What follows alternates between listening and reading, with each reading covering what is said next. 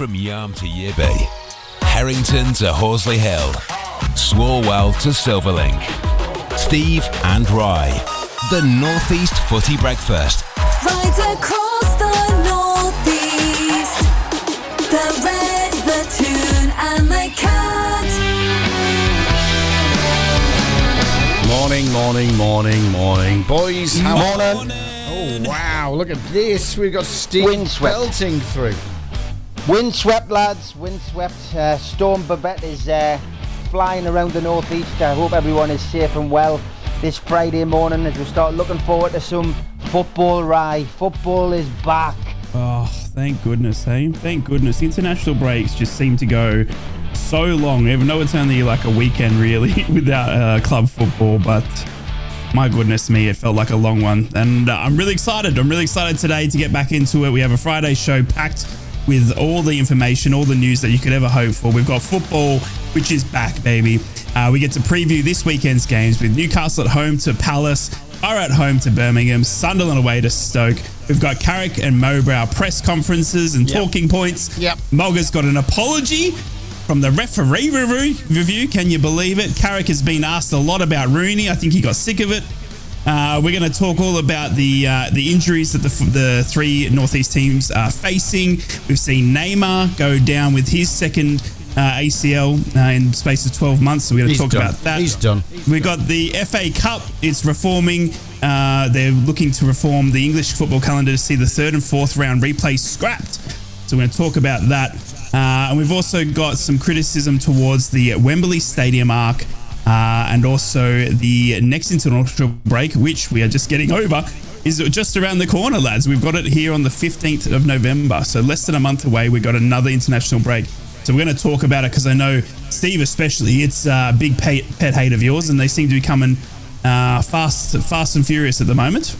Thick and fast, yes. International breaks, absolute nightmare. Really do throw a spoke in the works. Can work to your advantage if you've got injuries, but yeah, looking forward to talking about that. Lots of things to talk about on the North East Footy Brekky show today. And Dave, if people want to get involved, all you have to do, WhatsApp. Give us a WhatsApp. Yeah, you can WhatsApp the studio. You can WhatsApp the boys this morning, 0330 043 2002. That's 0330 043 2002. Get your WhatsApps in.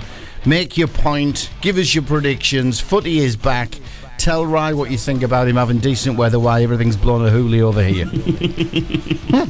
It's a sunny 28 degrees here today, lads. Not a cloud in the sky. You lucky beggar. Steve keeps going loud on me. He keeps going loud, then quiet, then quiet, then loud. Well, the tech isn't my side. My job's to bring the crack for 2 hours. Whoever keeps fiddling with your knob when you're not there, Dave. I'm telling you, mate. I'm telling you, I'm having to fiddle with my knob all the time while you talk. Hey! Nothing wrong with a bit of Les Dawson humour. Give it old Joker home, that's what I say. I love it. And well done to Rye, who's finally been hooked in by Frank Chipper on Newcastle United's Twitter. I have. Frank Chipper put a wonderful tweet out yesterday to say that Sean Longstaff had asked for a month off in November to go travelling with his brother. Rye got sucked into that. Frank Chipper. I did. I believed it. I'm not being funny, Rye. He has caught every single Newcastle fan at some point in time. Has he really? Far out. He's caught me well, you know what's crazy? Because there's a couple of other people that I follow, obviously, to get the Newcastle news now because I want to keep up to date with it. And Purely Football, another one I follow, they tweeted it out as well. So I'm like, hang on a second, they can't be going this. What is going on here? But yeah, what a pretty funny tweet to see on your Friday morning when you've got obviously speculation going around Newcastle. I've missed this one. What's happened, fellas? On our Twitter timeline, and on Newcastle United's Twitter timeline, there is a guy called Frank Chipper who has basically made his life on Twitter about renaming his account on numerous occasions. Sometimes he'll crop up as a Manchester United account, a Liverpool, whoever is topical in the news in a particular week where something is going on and there's mayhem going on at the club and there's problems going on at the club, he will change his account. It's predominantly Newcastle, it has to be said. And he will put something out there which is completely far-fetched and a complete lie. And he will see who he gets hooked in. And it's amazing on Twitter formerly known as Twitter, how many people get sucked in. And today's tweet, or last night's tweet, was Good one. a picture of Sean Longstaff with Matty Longstaff saying that he had asked the club to have the month of November off so that he could go travelling with his brother, Matty. So, of course, most people who read that were going, "Oh yeah, give it a break, Frank." But some people who don't know him start getting abusive towards him, and then you've got Rye screenshotting it and sending it to us, going, "Steve, like with the What raised is eyes, going on here? the raised eyes. What's going on here?" So yeah, well done, Frank. You've caught another big fish today. Brilliant. You caught Rye from down under. You What did. a classic. You did. You got me. You got me. I thought they were out, minus the Tonali and minus the Longstaff brothers as they went travelling. Because they wanted to go on holiday. Love it. Absolutely. Oh, come on, right. They put their leave in. And they've said, "I want the month of November off." What? There's Champions League in there? Nah, can't have it. Want to go travelling? Oh, don't mention it too loudly, because Van Dijk he'll want to put this into his contract, won't he? I don't want to train. I don't want to play. I just want to pay a shed load of money, and I'll have a couple of months off on holiday. Thank you very much. Yeah, he's still having a crack, isn't he? He's so unhappy with the amount of games he's got to play, that man. And I swear he'd have one of the biggest contracts in Premier League. Yep, I can't believe it. He's still having to go on social media up until yesterday, still having to crack back at some players and people, sorry. So, Van Dijk not willing to rest on his laurels there. He's fighting the good fight to get more players more time off. So, dear. One we can watch for sure. Yeah, absolutely. I think it's time for some headlines. Who are we going to start with? Let's Who's do going it. first? Come down to the Boro. Newcastle Boro went first yesterday. Smoggies and proud. Boro News. Go for it. Good morning, everybody in the Middlesbrough land. I hope you're fantastic, safe and well. Your Middlesbrough headlines read like this. Riley McGree is a major doubt for Middlesbrough's clash with Birmingham City on Saturday, with Michael Carrick predicting the game might come a little bit early for the Australian international. McGree, who is Boro's current top scorer with 5 so far this term, missed the Sunderland game a fortnight ago due to a foot injury sustained in the victory over Cardiff. It was hoped that after he was forced to withdraw from the Australian squad during the international break, that the 2-week rest would allow him to come back into the Boro fold this weekend against his former side in Birmingham. But asked in his pre-match press conference, Carrick said of the 24-year-old that Riley is in a similar position than he was 2 weeks ago. We're hopeful in terms of his progress, but again, we'll have to see how the game goes. If I'm being honest, this Saturday's game is probably going to come too soon for him, but we'll just have to see when he is ready to come back and play. Sad news, Boro fans, sad news. But the better news for Boro is, however, that none of their international players, which included Seny Dieng, Paddy McNair and Hayden Hackney, have returned with any major issues. And having also missed out against Sunderland after pulling out in the warm-up, Rav Vandenberg would be also fit to return to the squad against Wayne Rooney's side. And overnight, Middlesbrough have launched the introduction of the My Boro membership scheme. This is the club's first membership scheme offering in several years, and those who sign up can save on their match-by-match ticket purchases at the Riverside Stadium throughout the season, as well as enjoy some other unlisted perks. A My Boro membership for the 23-24 costs £15 and is valid for the remainder of the campaign. And when signing up, supporters can choose a physical membership or a digital membership.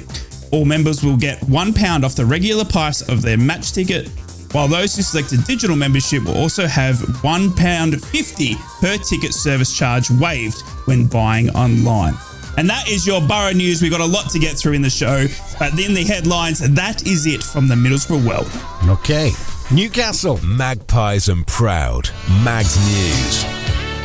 Well done, Daz, for those. I love that. I really do like those new jingles. Good. Anyway, Elias Sorensen doesn't believe he had a fair crack of the whip at Newcastle United, but is proud of his former academy teammates Sean Longstaff and Elliot Anderson for making it big on Tyneside. He said in an interview, when I played for Newcastle, I felt I should be playing for the first team because I scored so many goals on the under-23 team. I also scored goals with the under-21 national team. My goal back then was to play for Newcastle's first team. Rafa Benitez didn't agree that Sorensen was ready at the time, as a Newcastle outfit at a limited budget plotted survival in the top flight. It was Steve Bruce who sanctioned his release on a free transfer with a loan move to Almere in Holland. Not paying off, Sorensen ended up at Esbjerg, where he has managed to get back on track. Newcastle United have tickets on sale again for their forthcoming Premier League visit to Bournemouth. They went on sale to season ticket holders with 210 points at 2 o'clock yesterday.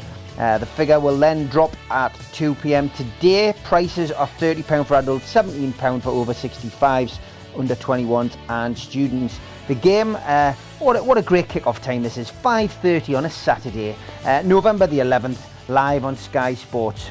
Newcastle return to Premier League action on Saturday when they host Crystal Palace at St James's Park in a good old-fashioned 3 o'clock kick-off. Eddie Howe's side are unbeaten in the last 7 league and cup outings, winning each of their last 4 home fixtures in all competitions.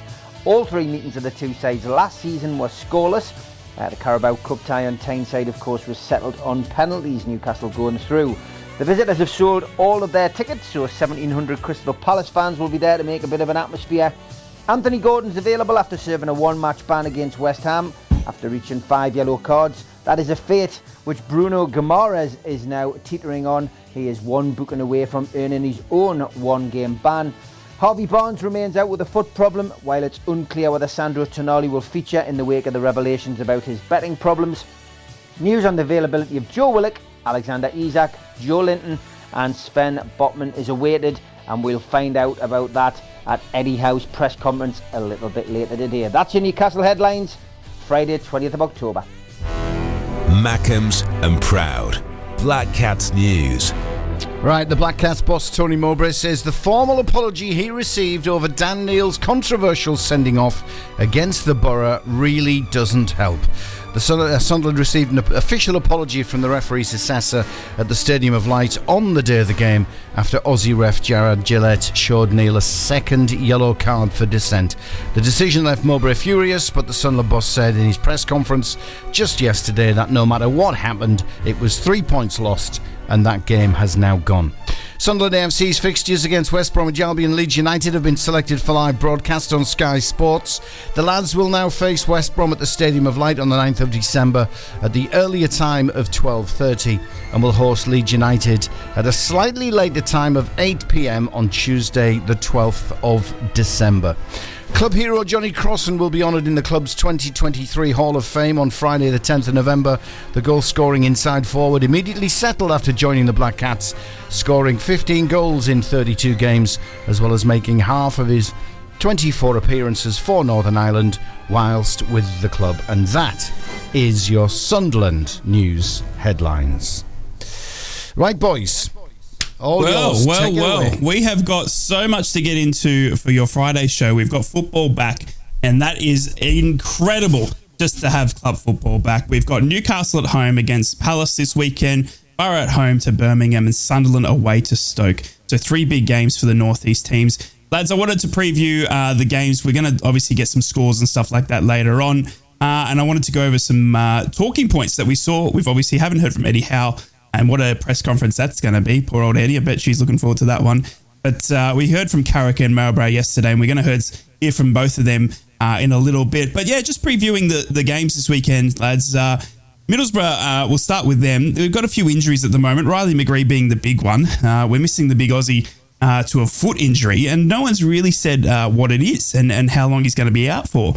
And the injuries are starting to rack up. We've obviously got Lewis O'Brien out, who's now undergone surgery.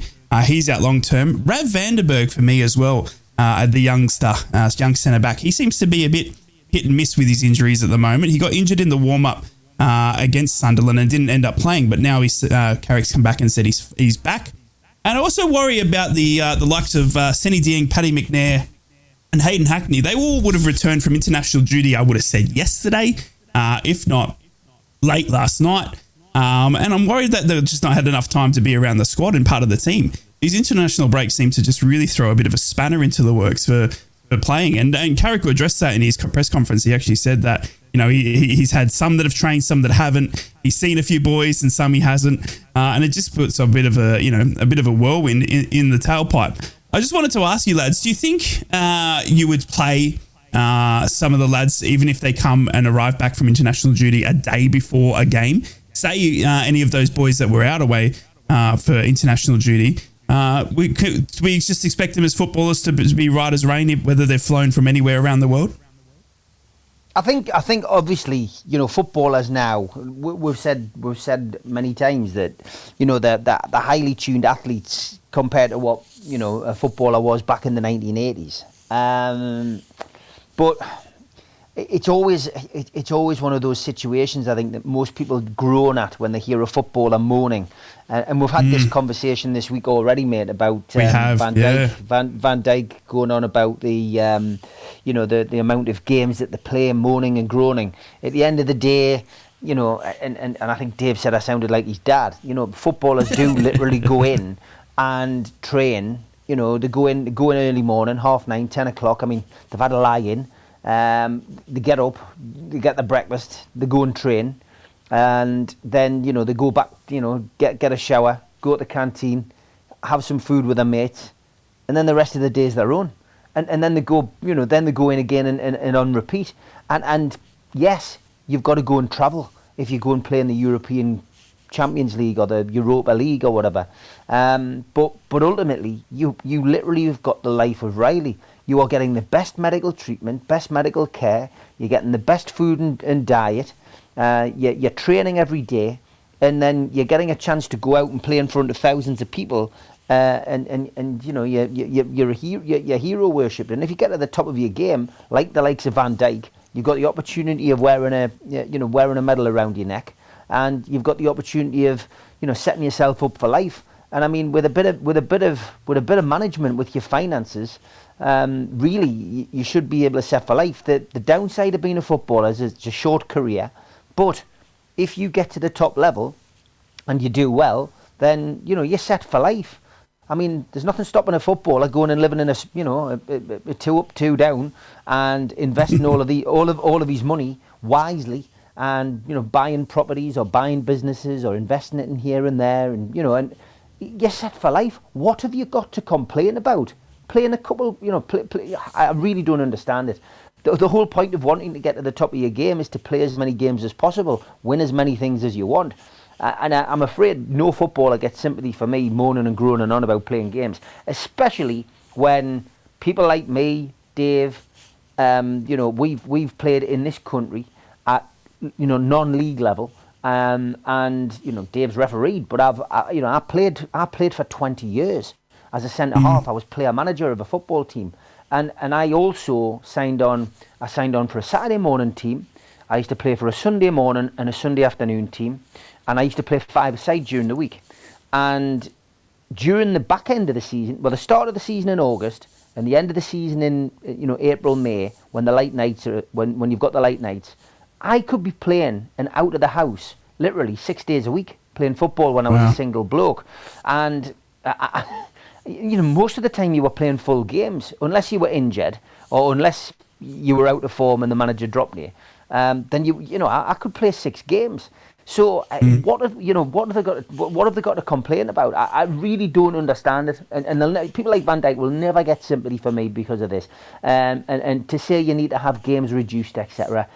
Give it a rest, mate. Honestly, give it a rest. And look, are injuries going to be more likely when players are playing more games? Well, of course they are. Of course somebody could go away on international duty and get an injury. We've seen it. But thankfully, injuries such as the one, say, Michael Owen sustained. Newcastle signed Michael Owen, and we'll come to him at some point, I'm sure, because he's been back out again, going on about his time in Newcastle. But the thing with Michael Owen was he went away on England duty just after Newcastle had signed him.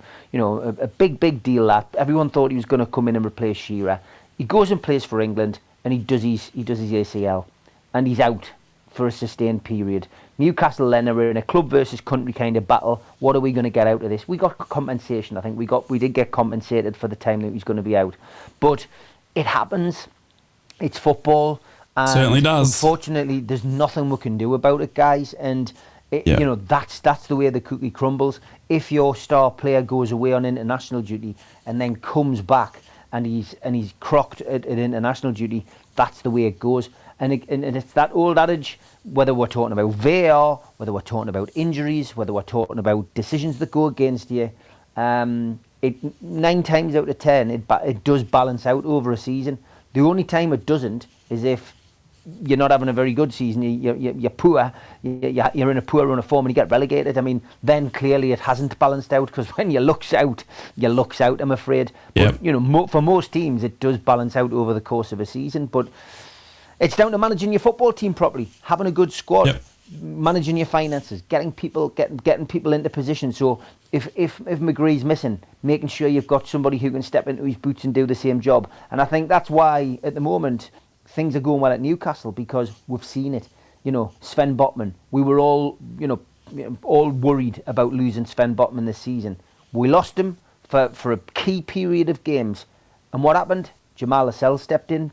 A laughing stock to some Newcastle players. He stepped in and he's done exactly the same job as Sven Botman. So, yeah, I've rabbited on there, but that's what this show's about. But that's my view. Dave, I don't know what you think about what I've said. Well, I can offer one glimmer of hope, one slither of a silver lining on that cloud that Rise painted for the Boro, because Paddy McNair didn't feature in the second game for Northern Ireland because he picked up a yellow card, which in the first one against San Marino, which gave him a suspension. So he came home early, just so he could get back with the squad and get training ahead of the weekend. So that's one slither of hope in terms of tired legs. But we know McNair's not being a huge regular. He's been in and out.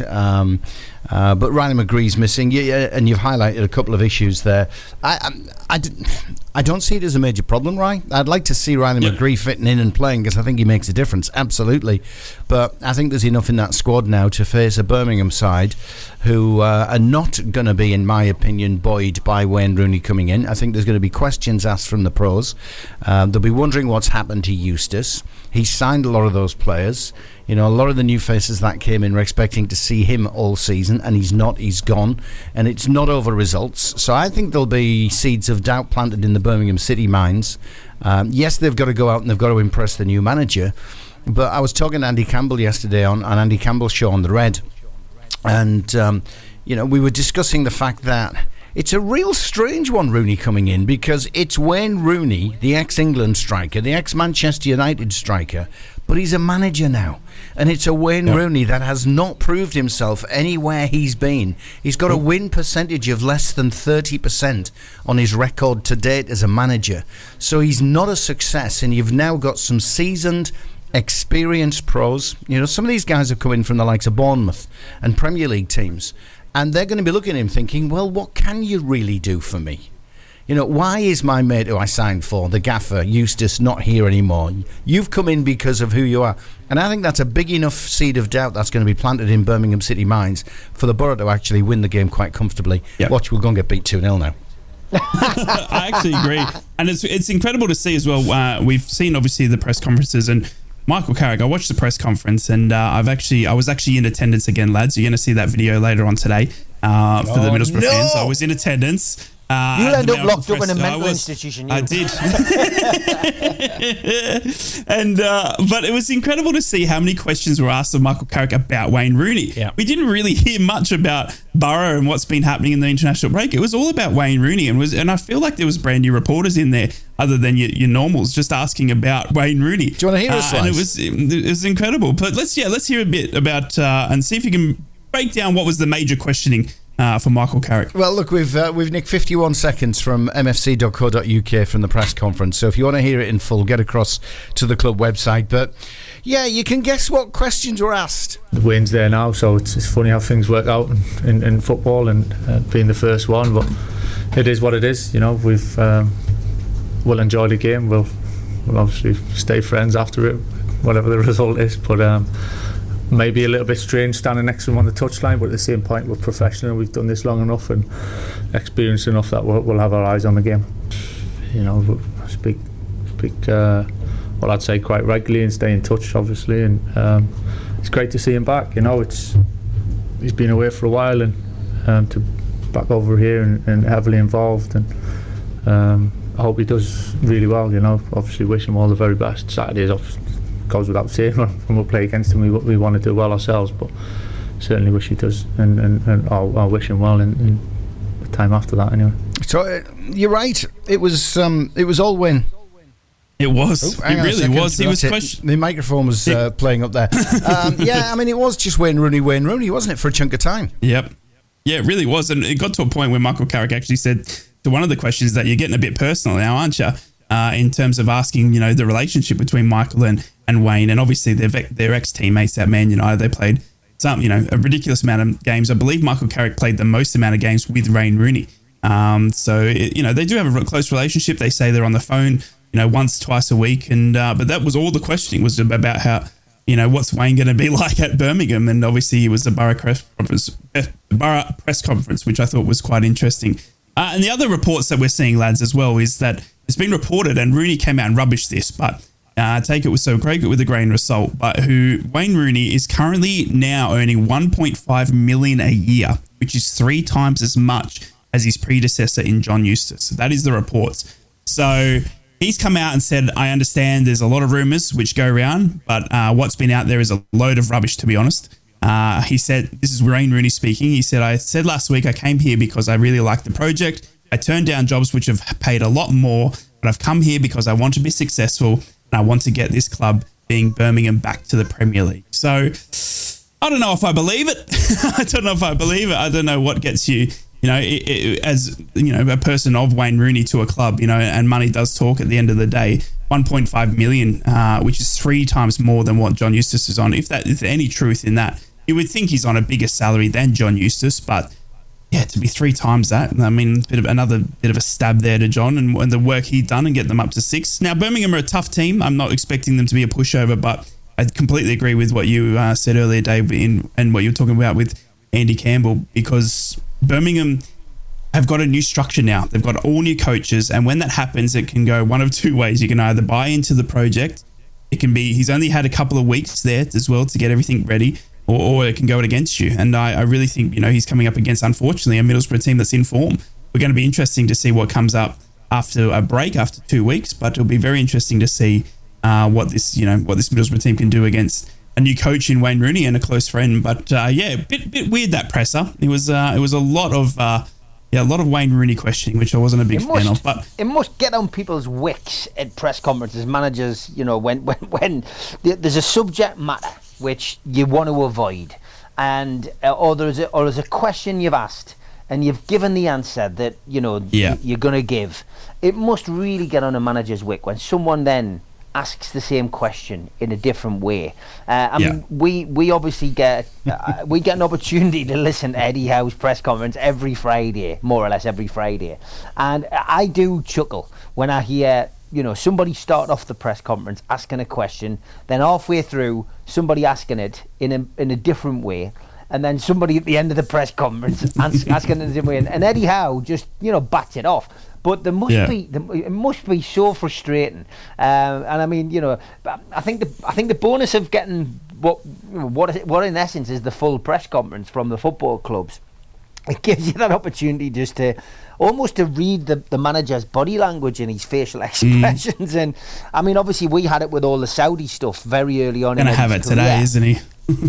Today he's going to have it, of course, because the Tonali situation, like Dave said, there'll be hordes of journalists who don't normally go to the Newcastle presser, who will be on their way there now, going up to ask those questions. But I found that strange, the whole Rooney thing. I mean, they were playing together at Manchester United. They're clearly friends. But I mean, it's what kind of exclusive storyline is that really going to give you? I mean, I get it. It's a battle of 2 big teams in the Championship, 2 sleeping giants. It's the battle of 2 ex Manchester United players. But I thought that was a bit weird, and I could feel Carrick's frustration there. I could as well. It must, but it does get to that point where he's actually laughing. Like, I mean, you're getting personal now, aren't you? What else do you want to know? And I did watch Rooney's press conference, and I watched Rooney's interview afterwards on the pitch, etc. And I generally feel is he going there for ambition or is he going there for money? Well, let's face it, Wayne Rooney doesn't need the money. Wayne Rooney is somebody who is, I think, contrary to what people may think of him, etc., I think he does have ambition. And I said this a few weeks ago when we were talking about Derby. I mean, we got the stats up. He didn't do as well as I thought he did. And Dave's right. His managerial career isn't the greatest so far. But he's not afraid. I put him in a similar category to Lee Clark. he's not afraid to have a gamble, and he's not afraid to take on a bit of a danger job, a bit of a poison chalice. Do you know what I mean? He's willing to go in and give it a crack. And that's what I like about Rooney. I do quite like the fact that he's willing to give what some people probably wouldn't touch with a barge pole an opportunity. And if he's getting paid more than Eustace, does he deserve to be? Probably, because of the fact that he's done a lot more in football, and I guess it's because he's achieved so much in his football career, so he's a big name. As a player though, right? Not as a coach. But he's a big name, right? That transfers, doesn't it? It does, yeah. He's going to bring interest to the club. Sponsors are more likely to come on board if they've got Wayne Rooney at the football club. Particularly Saga Holidays. Especially Saga Holidays, allegedly. But yeah, see Dave trying to get me into trouble, right? Indeed. He is. But you know what? It's a big opportunity for Birmingham, and that's why they do it. I get it. It's a marketing ploy. Having Wayne Rooney turning up at a club event will sell tickets. Having John Eustace turn up at a club event won't. And I'm not saying that's right. Don't get us wrong at all. I'm not saying that's right. But that's why they've done it, and that's why Birmingham will think it's worth that little bit more. And Rooney might turn things around at Birmingham. It's not the Birmingham Lee Clark unfortunately walked into, where the owner ended up behind bars and Clark had to sell all his best players. Yeah. This is. I mean, they're sixth in the league. I mean, he doesn't have much to turn around. They're going to drop. No, they're going to drop, I'm telling you. They'll plummet. Well, it'll be interesting to see what happens, because that all comes down to the dressing room. That comes down to how many players were close to Eustace, how many players were doing it for Eustace. If Wayne Rooney goes in with a similar kind of remit that he had at Derby, I think Birmingham will get promoted. If he can get the same kind of dressing room atmosphere that he got at Derby, because they did brilliantly. Yes, they went down, but they had so many points taken off them. They put a decent little run together, I think, and they played attacking football. So I look, give them a chance. Let's see what happens. But it is going to be interesting. I mean, it happens at all levels. Look at Mike Williamson. I never thought Mike Williamson would have left Gateshead. I said it on the show at the start of the week. I didn't think he was going to leave.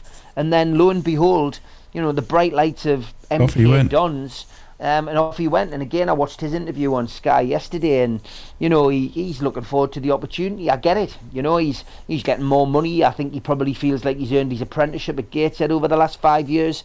Probably feels he couldn't take the club any further, and now he wants a challenge for himself. So you can't blame him. And MK Dons will be delighted to have him down there, and they'll be hoping that they can have some success with him. But it happens, lads. It happens, and it'll be interesting to watch that. I'm going to keep Dave's words in my mind there. He said they'll plummet. I've said mid-table at best. Mid-table at best. If he gets a run together, he might do all right. What was it you said yesterday about ifs, buts, and pots and pans or something? Ifs and ands were pots and pans. That's the one. Look, I really don't see him doing it, because I don't think he's a talented manager. Now, I've argued this with Steve McLaren. Steve was with him at Derby, and he said he went through. He saw that summer where Wayne stepped in part the way through one season, then had a summer break and went into the second season. He said he saw him doing a lot of study, talking to a lot of people, trying to educate himself, really developing as a manager. And McLaren said he was really impressed with him, but I just don't think he's got what it takes to be a successful manager. I think he'll get found out. I think with experienced pros, they'll see through him. And hey, look, I don't wish Wayne Rooney any ills, but I just don't see him cutting it. I don't see him cutting it as a successful manager at a decent level. And I think in 6 months' time, you'll be talking about a Birmingham City at best mid-table, and Wayne Rooney talking about, well, first season in, complete change, complete overhaul. Of course, there was disruption. We're going to build across the summer and go for it next season. That's what I'm predicting. I've got my crystal balls out. The Messiah Dave strikes again. Well, there you go, Wayne. If you're listening to the show, and I know you are a big fan, mate, we wish you all the best. Not this weekend, of course. Dave thinks you're terrible at your job, by the way. That's Dave Roberts at The Red. I'm sure Colleen will find me. She's good at finding people who slag him off. But lads, we need to move on. We've spoken about the Boro games. We've got two other, obviously, Northeast games. We've got Newcastle v Palace, and let's head there next. Obviously, Newcastle. Eddie Howe hasn't had his press conference today, so we don't have any audio from that one. But we will preview all the games again closer to the end of the show as well. We'll get your scores on that. But we're just going to have a quick chat about them before we head into the first news hour. But before we do that, we've just got to catch up with a bit of sports news across the northeast. We do. We do. We've gone past it. Yeah, we have. Come on, Ray. You've been doing it weeks. I know. I'm sorry. Yeah. Sorry. Blame the Aussies. And Rye, the Northeast Footy Breakfast. The Cats, the Tune and the Red. Finger trouble, lads. Finger trouble. I'm having a night. How the hell? What are you doing? How the hell, when you've got a jingle there, Andy Campbell suddenly appears talking about Wayne Rooney? I've got no idea. Is it Friday the 13th again? He's got the Friday. He's got the Friday yips. Oh no! I reckon. You know what? In that little break, ladies and gentlemen, Wayne Rooney's agent's been in touch with the show, and Dave is trembling in his boots. I apologise about that. Bring it on. We got to talk Newcastle Crystal Palace though. That was your sports news. We've got a big game. Does Newcastle v Crystal Palace kick off at St James Park, scheduled for 3 p.m. on Saturday. Going to be a big game, and because it's been a big week for Newcastle. Big week for one man in particular. We're going to hear from Eddie Howe today at 10 a.m. And I'm sure all the questions are going to be about the match. I'm shaking my head. You can't see that. It's a radio. I'm being fully sarcastic. I think he's going to get one question and one question only. But I wanted to ask you, lads, obviously Crystal Palace, they're no throwaway team. And I think that's down to the success of Roy Hodgson. Yeah. And I wanted to ask, I want to get your look into the game, Steve and Dave, but I also wanted to see what your thoughts are on Roy Hodgson as a manager. And does he deserve more plaudit for coming into Palace again, let's say it again, at his age and saving them like he's done?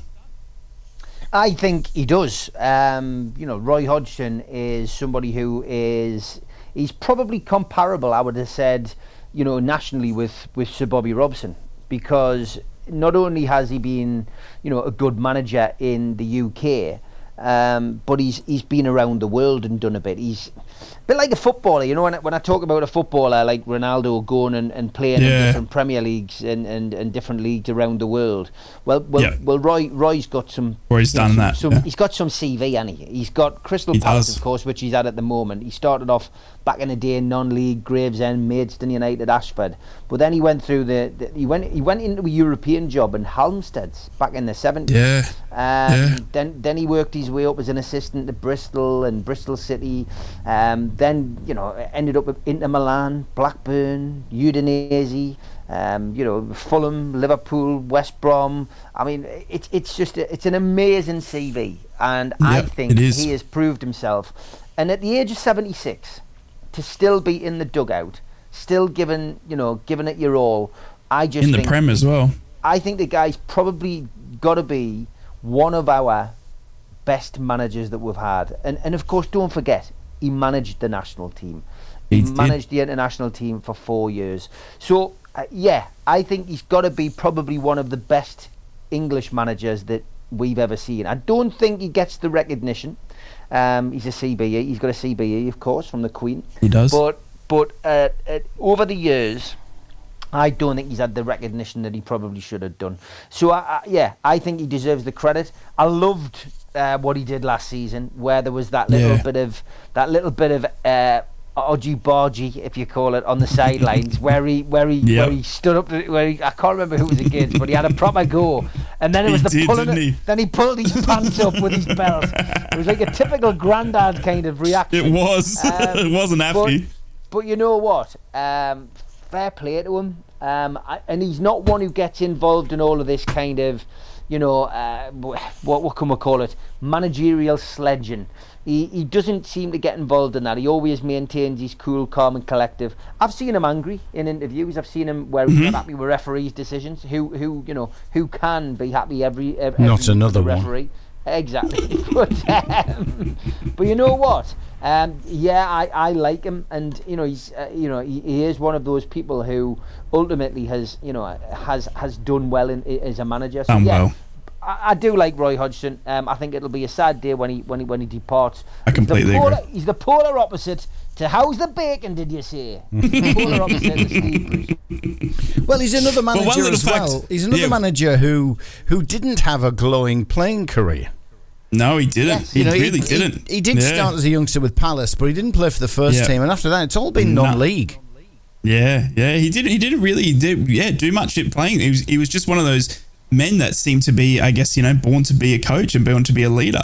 He speaks 5 languages as well. That's a little known fact. Roy Hodgson speaks 5 languages as well. So 76 years of age, born in 1947, and he's still coaching in the top of the world game in terms of the Premier League. He's got Crystal Palace up there and about. He came in obviously for Crystal Palace from 2017 to 2021, left. Crystal Palace then went absolutely horrible. We all remember that. And then he came back and now he's got them firing again. So, look, Northeast Brekky Show, favourite for today, Roy Hodgson, I reckon. He is actually a very, very good manager, and it will be a sad day when he leaves. But we hope, for your sake, Steve, that he has a shocker this weekend. Yeah, Newcastle United, of course, taking on Crystal Palace. And I mean, I've got to be honest, we had some really great games last season. Some exciting games, goals aplenty, some wonderful football. But those 3 matches last year against Crystal Palace, I mean, literally, it was like watching paint dry in all three games. The Crystal Palace game in the Cup was nerve-wracking because, we saw that game as a game we should have gone on and won comfortably, but we didn't. And then penalties, Newcastle's record of penalty shootouts aren't great. But Crystal Palace came up and set up their shop when they came here, and they basically just came to get a point in the Premier League game. They came to take us to penalties in the Carabao Cup. But then fair play to Eddie Howe and the boys, they went down and did the same at Palace. So it wasn't a feast of football in any of these 3 games. I think this will be a different game altogether. Crystal Palace aren't scoring goals at this moment in time. Look at Newcastle United's goal difference as opposed to Crystal Palace's. 13 goals. I think Palace are level. But they're not scoring goals. They are missing Zaha. Zaha was their talisman, and ultimately tomorrow as well, Eze is out. That's a big plus for Newcastle, I think, because Eze I think was probably the one person you expected to step up and take over from Zaha. He's got the capabilities. They're missing Michael Olise as well, who is out. So that's 2 pluses for Newcastle. There's going to be fitness checks on Decore and Lerner, I think. They could be both back in contention. But then looking at Newcastle's team, Anthony Gordon's suspension's up. We all know, even you've waxed lyrical about him, Rye. He's a great player, Anthony Gordon. He's in the form of his life, and he'll be back tomorrow. We could see Botman back in the centre of defence. I think there'll be a bit of rotation though tomorrow. I would expect Fabian Schär maybe to sit it out and be kept for Dortmund, and I think he might go with Botman and Lascelles tomorrow. I think that's what he might do. A lot of talk about whether Alexander Isak's fit.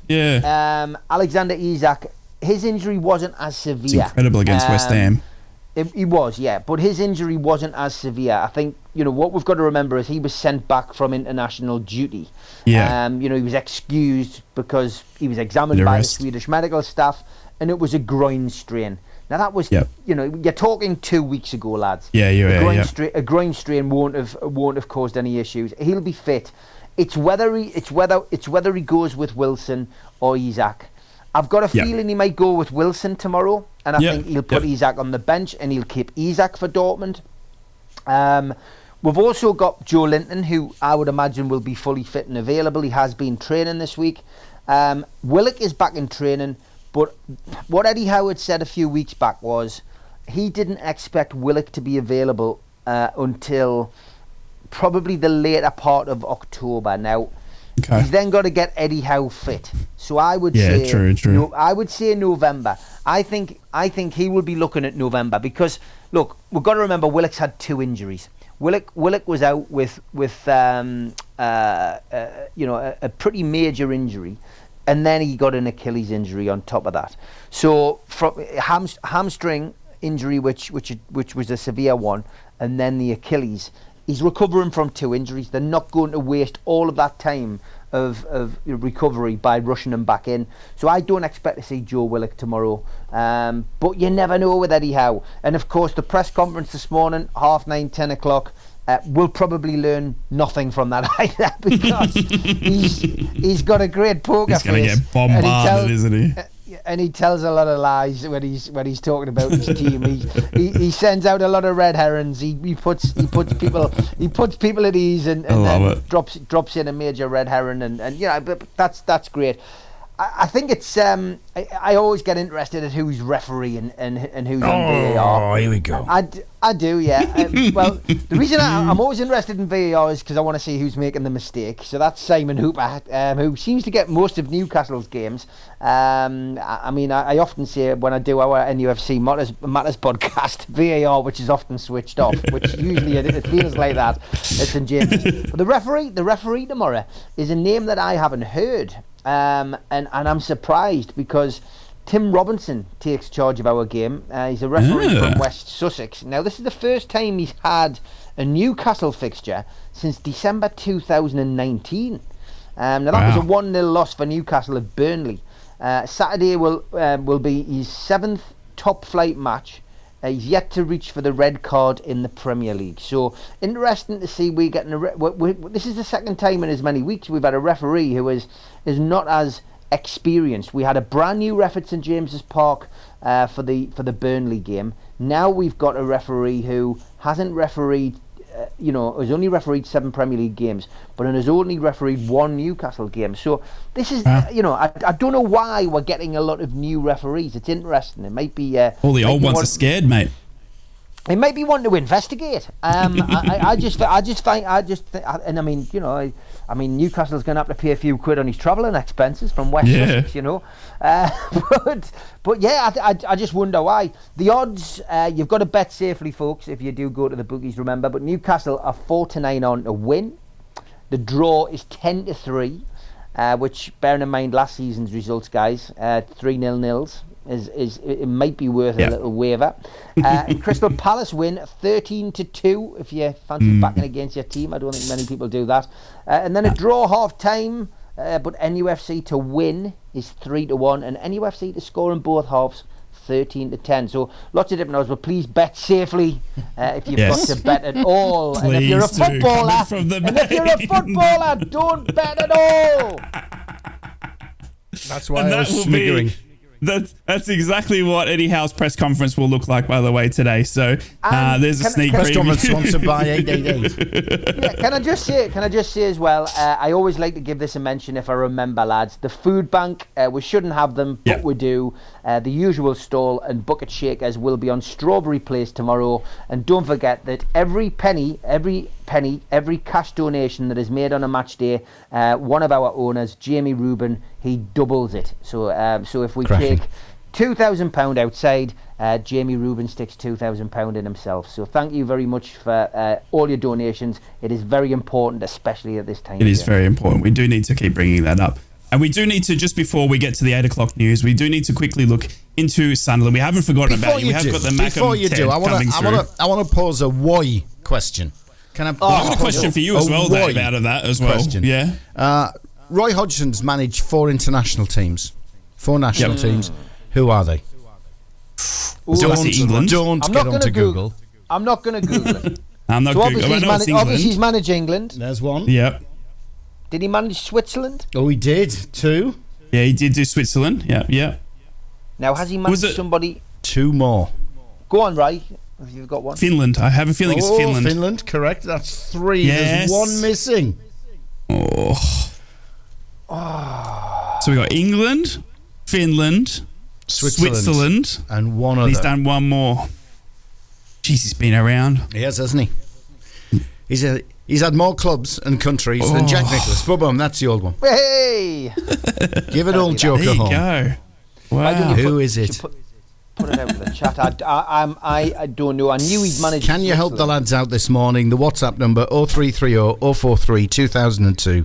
That's 0330 043 2002. WhatsApp message into the studio. Please help us. Which is that 4th international team that Roy Hodgson has managed? We've got Switzerland, we've got Finland, we've got England. Yep. Who is the 4th that Roy Hodgson has managed? There you go. Sorry, on to Sunderland. Good one, no? Good Sunderland. And I've got a good question for Dave as well. I want to come back to that refereeing chat that we just had there. Maybe you can ponder on this while I talk Stoke Pondering. and Sunderland. But I want to ask, Steve was alluring there to new referees that seem to be getting Newcastle games. I want to ask you, and you can maybe answer this after the break, but whether new referees are likely to get less disciplined games. And what I mean by that, and I probably haven't phrased it correctly, is if teams have got a very good disciplinary record, which Newcastle and Crystal Palace do, would a new referee be more likely to keep getting Newcastle games considering their disciplinary record is good? No. Now, so is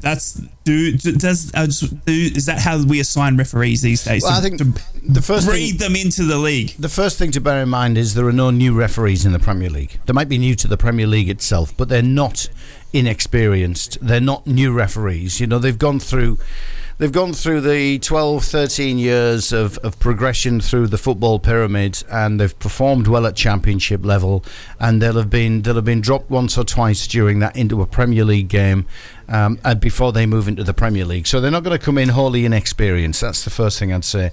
The second thing is, as part of natural progression, you're not going to drop them into a Manchester derby. Or an Arsenal-Tottenham battle. Arsenal-Tottenham, exactly. They will be blooded into a Fulham against... what would it be? That's a bad example. Bournemouth. Fulham, Bournemouth, Fulham, Notts Forest. That sort of. That's where they'll be dropped into. And Newcastle, Crystal Palace. Newcastle, Crystal Palace probably would be a little bit of a step up because of the potential for intimidating atmosphere in St James's, because that'll be added in as a bit of an aggregating factor in terms of the atmosphere that the referees then got to performing. But it certainly would be seen as a game where you can give experience to the guys who need more and more Premier League experience. There you go. Well, there you go, Steve. Maybe that's got something to do with it. But we do need to quickly look into Sunderland v Stoke. Sunderland are travelling to Stoke, and there is some arch rivals here in Alex Neil. Obviously, the ex-Sunderland boss has left and walked out on Sunderland to take up the Stoke City job a little less than 12 months ago. He will be hosting his former club. And did them last season. He did do them last season. Both teams coming off a defeat as well. Obviously, the Black Cats coming off a 4-0 loss to...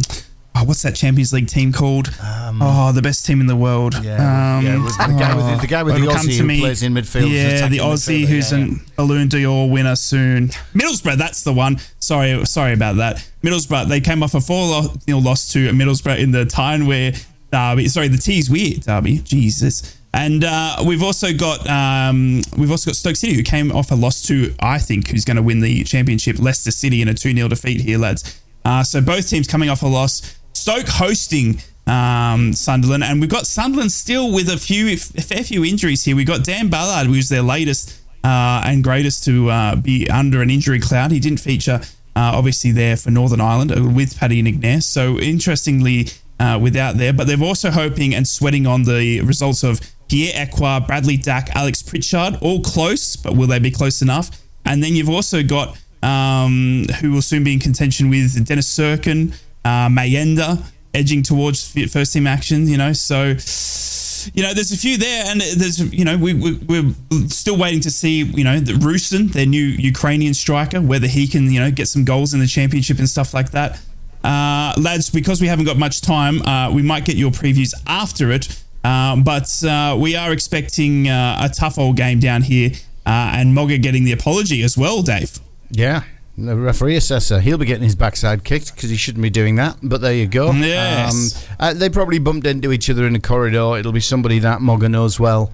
Will have probably just said, what do you think of that? And then suddenly it's been termed an official apology, so for it to be an official apology, really it needs to come from the PGMOL, not a referee's assessor. So hey, do you like that, Steve? Seeing referees apologising after games? Or it's not even the referee that apologised, it was the reviewer of the game.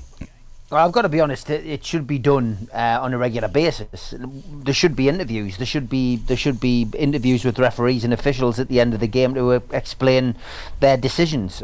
Sometimes the referee is right and the manager and the player is wrong. And I think it'll work both ways. It would certainly add a different dimension to after match discussions. But at the moment, what we're left with is essentially, one-sided views after the game. We are left with a player's opinion, an ex-player's opinion, maybe even a former referee's opinion. Yeah. But what we don't know is why a decision was made, and I don't see what the problem is with that. I think that the referees governing body should come out and say, well, actually, let's speak to the Premier League and say, look, we are willing to come out. And yeah, you're going to have a situation where referees will become almost like celebrity-like. Probably, Uriah Rennie. I was going to say, bring Rennie into it. I always point back to him. I always point back to Uriah Rennie, though, the man who sent Shearer off, who then suddenly got modelling deals and was pictured in biking leathers and stuff like that on front pages of magazines, and it's a wonder he hasn't cropped up on I'm a Celebrity or Big Brother yet. But he's one of those people who just became infamous in the old days, in the days that my granddad was a referee at the top level. He was a headmaster. He had to go to work. He was then doing the referee and being a linesman, as they called them back in those days. He was doing that as his spare time, and getting a bit of beer money for it and a bit of travel expenses. So ultimately, I think yes. Let's have a slight change here, because it would just explain some of these problems. It would explain some of these issues, and we would probably all understand the game a lot better. Because at the moment, I think a lot of us, there'll be some rules of the game that we think we know or we think we understand, but probably are completely different.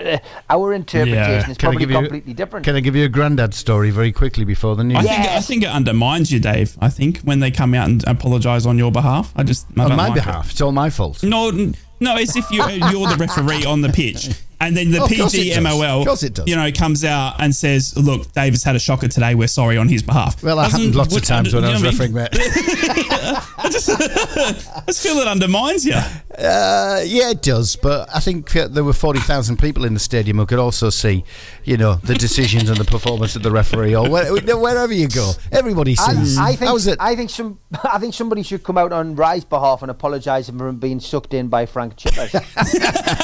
Yeah, and for his song. I want a formal apology. Yeah, indeed. We'll have a formal apology for you recording that song, mate. But the granddad story is quite simple. It's something you just mentioned there about, we don't know enough about the laws of the game. Maybe there's a role to be played there, and education for the fans. And I remember when I was working at Sky, and I started working for Sky in 1998 when we launched Sky Sports News. That's how old I am. And I was down in London one day and I asked to see Vic Wakeling in his office. Now, you know Vic, Steve. He's a good Geordie lad. Big Cheese back in the days. Big Cheese, Sky Sports, football guru, all that sort of stuff. Vic did all the deals, was in charge of all the football production, all that sort of stuff. And I went in to see him and he went, what can I do for you, lad? And I went, I've got an idea for a programme, Vic. He, all right, brilliant. Yeah, what is it? I went, why don't you do a show, get a couple of referees in, get a couple of ex-players in, and start discussing incidents, and the referees can give updates on laws of the game, so, a bit of education. And he went, can I stop you there, lad? Nobody in their right mind would pay a Sky subscription to hear referees talking. Now come back when you've got a sensible idea. That was it, and that was the view. And I love Vic, but that was the view. I love it. Absolutely love it. Time for the news. Lads. What? What? Who? Times changed. Yeah, absolutely. They have. People do want to listen to referees. Yeah, and my last performance on TV when I was a TV host was the 2010 World Cup final. I was in America working for ESPN, and I was on the panel for the World Cup final to give referee insight. It was, that was it. I mean, that's how times have changed, and that was 2010. And now we have regular referees in. We've got referees mic'd up. Let's get it all done. Let's get it broadcast. Let's just open it up completely. Stick a mic on the refs. Let's hear the VAR live. Let's do press conferences with refs or interviews with refs after when there's been contentious issues. Just get it all open, FA and PGMOL. Tom O'Dell, real love, describing Rye's feelings towards Riley McGree. Correct. And you will see me as I attended Michael Carrick's press conference late last night. Took the private jet, thanks to Dave, and got over to Michael Carrick's press conference. That'll come out today, and you'll see my love for Riley McGree in that evident. Yeah. And yes, the men in the white coats.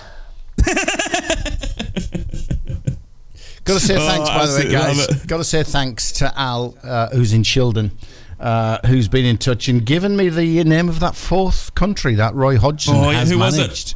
Do you want to know? I was going to keep you in suspense for a bit longer. United Arab Emirates. That's right. Yep. Wow. Yeah. Well done, that man. Yes. Well done. But well it was, done. it was a Google search. It doesn't matter. At least you've got it to text good on him. Yep, Good on him. And I've got some great news, by the way, guys. Our Sunderland correspondent, Ted, will be with us all next week. Wow. Look at us. How good is A that? full crew. How good is that? Crew. You see, when the likes of Van Dijk just want time off from their usual gaff, you know, Ted takes time off to do more work. What a good lad. We love him. We love him. We love him. Up. You might not like him, actually, Absolutely love once it. he's Can't been on wait. there and slagged you guys off. A couple of days of ban will be fine, but he'll keep Steve in check. You know, I've tried my best, Ted, but it's all up to you now, mate. He's a loose cannon, is Steve Wraith, so you're going to have to... He's as loose as they come. All I've got to remember, lads, is I'm in the Premier League. I'll let you two lads fight over the scraps of the Championship. There we go. I'll be like a referee.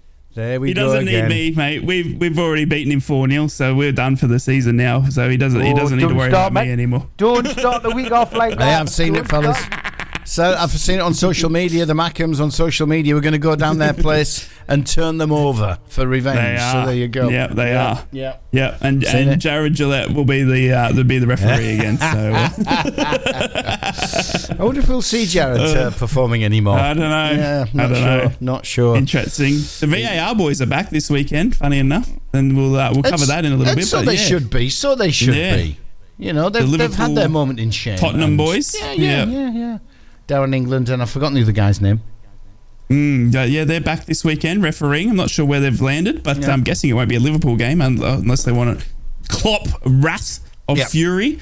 But don't bring me it'll into be interesting. Nah. I love those pearly whites, Jurgen Klopp. What have we got to come? We're going to hear from Michael Carrick. We're going to hear from Tony Mowbray. We're going to hear from Andy Campbell. We are. We've got the preview of the three games because we've got club football back.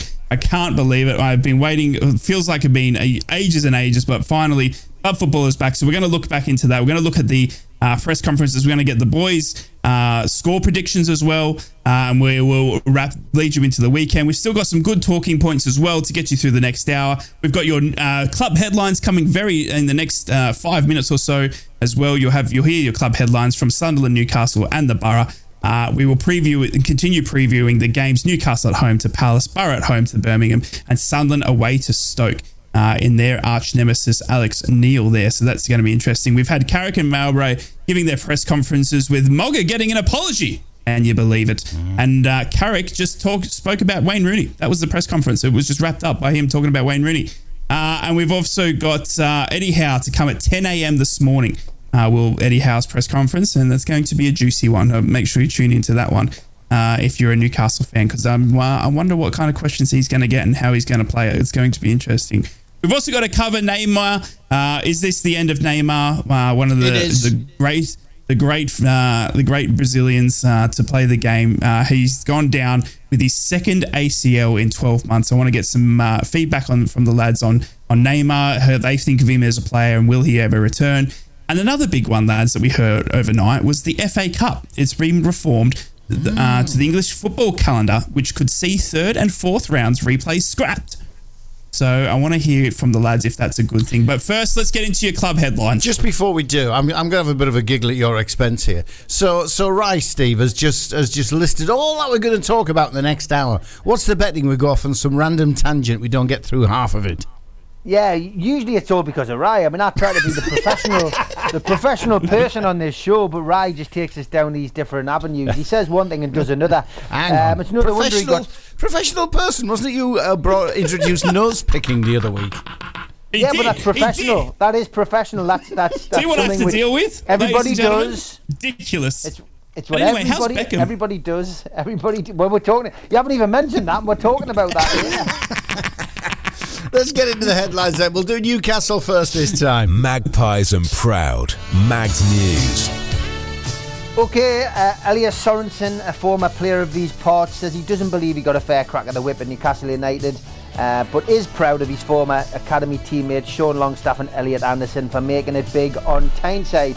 In a recent interview, he said, "When I played for Newcastle, I felt I should be playing for the first team because I scored so many goals in the under-23s. I also scored goals with the under-21 national team. My goal back then was to play for Newcastle's first team."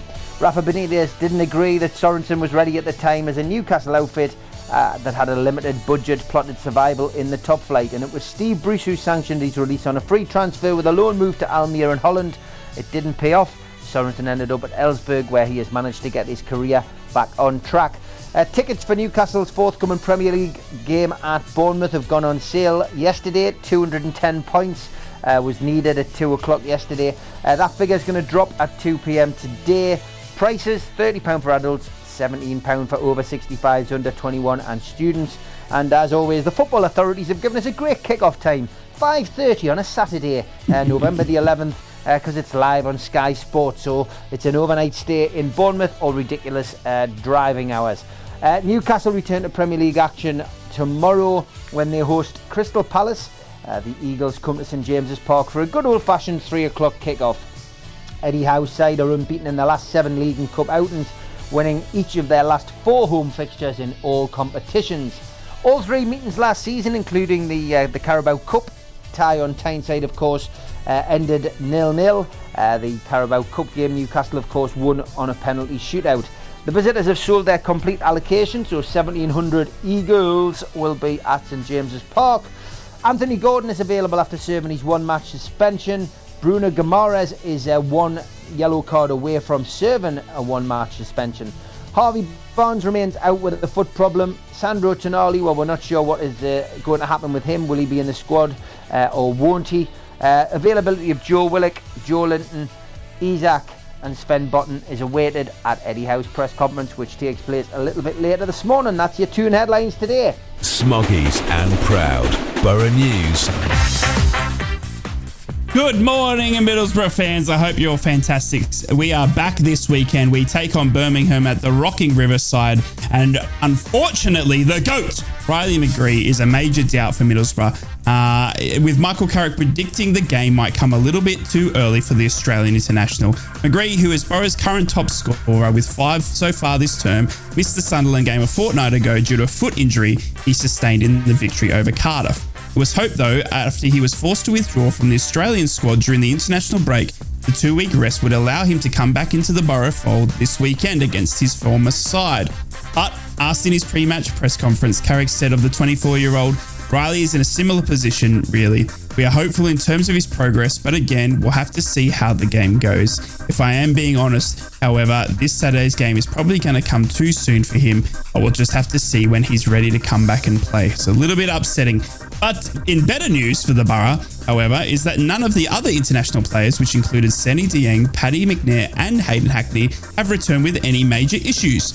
And having also missed out against Sunderland against pulling out in the warm-up, Rav Vandenberg would be fit to return to the squad against Wayne Rooney's side this weekend. So good bill of health apart from Riley McGree. And Middlesbrough overnight have launched the introduction of My Boro membership scheme. This is the club's first membership offering in several years. And those who sign up can save on their match-by-match ticket purchases at the Riverside Stadium throughout the season, as well as enjoy other unlisted perks.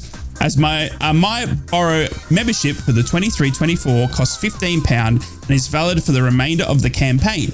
When signing up, supporters can choose a physical membership or a digital membership. All members will get £1 off the regular price of their match ticket, and while those who select a digital membership will also have their £1.50,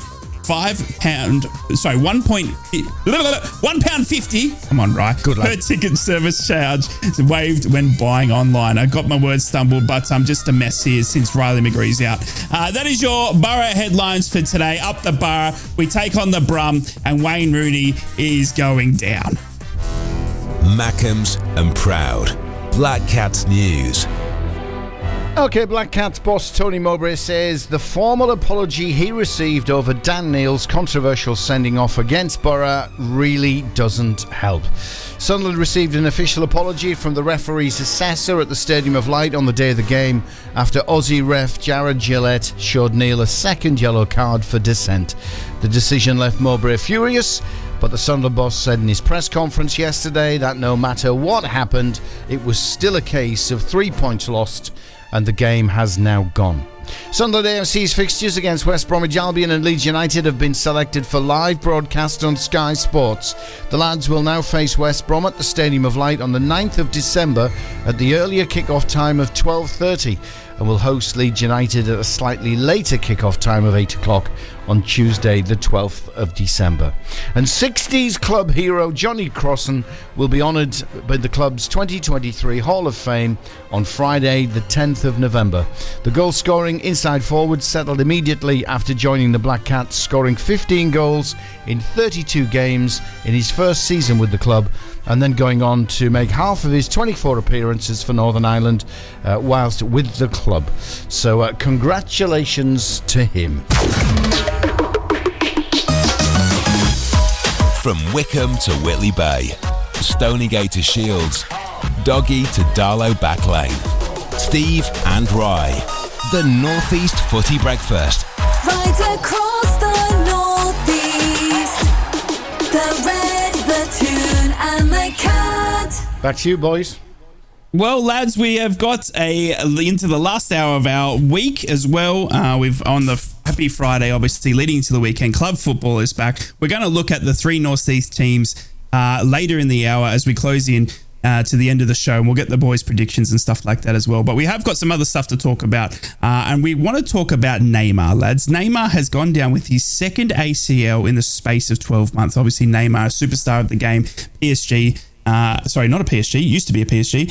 He's obviously doing his footballing in Saudi. It looks like he's going to be out for another 12 months. Now, he's just come back from another ACL and unfortunately has done his ACL midweek internationally for Brazil.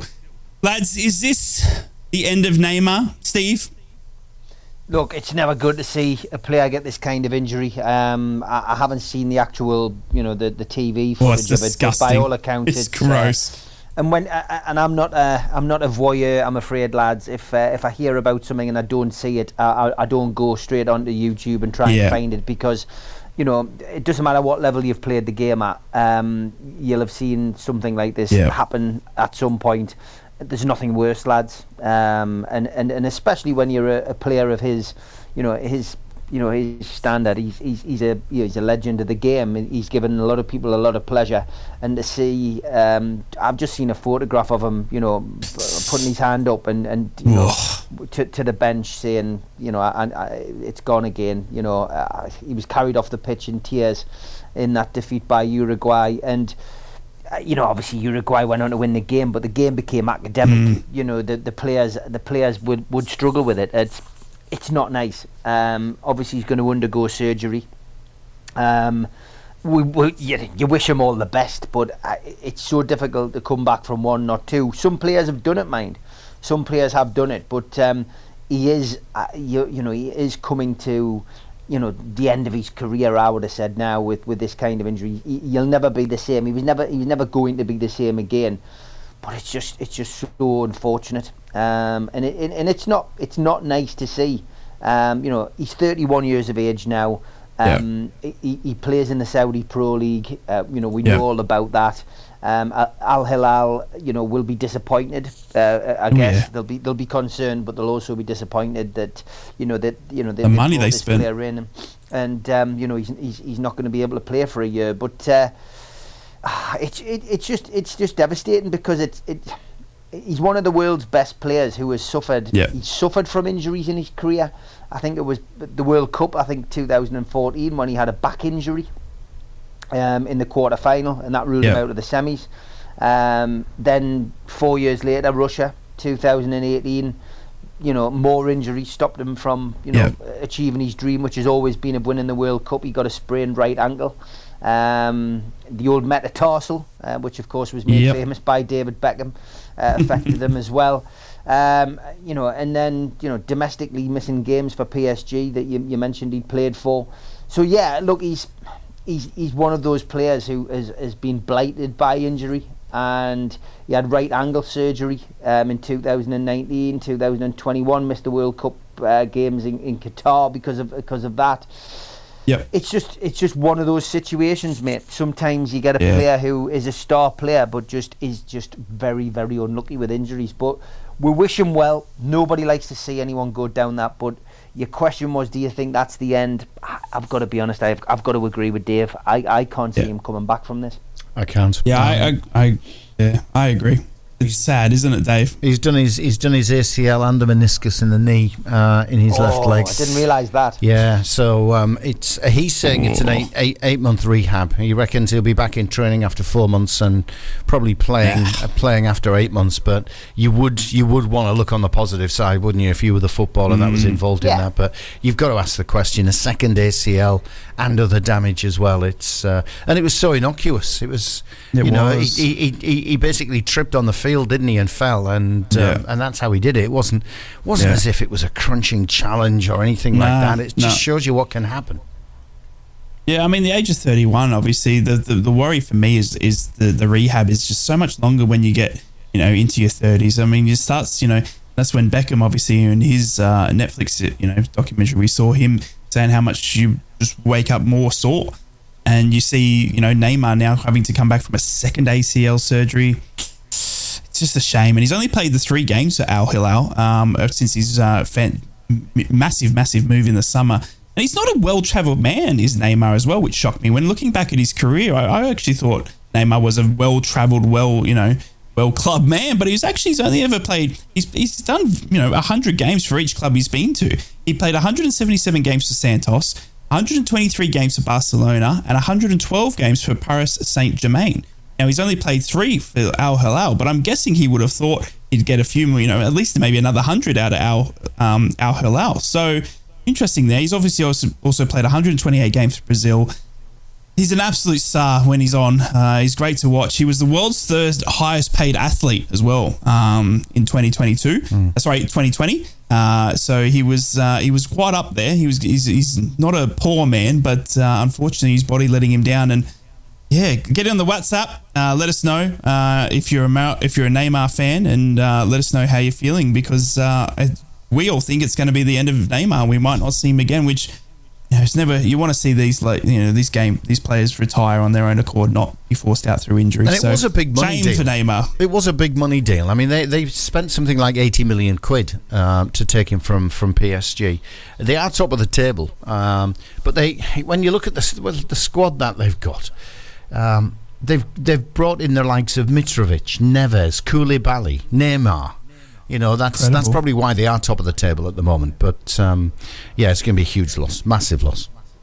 Yeah, no, it is incredible. Disappointing for world football, guys. That's the bottom line. It's not just the Brazilians and the Saudis who are going to miss out. It's everybody, because the guy is such a talent. But it must have been difficult for those Brazilian players to continue that game after seeing that, because seeing like a player such as Neymar, scream that he made, mate, awful. Wish him all the best. No, we do wish you all the best, Neymar, and we'll love to have you on the Northeast Brekky Show, mate. I know you're an avid listener, and that private jet to get me over last night for Carrick was great. Thank you, appreciate that, Neymar. On to, lads, the FA Cup. I can't wait till Ted comes on to bring a bit of sense to this show.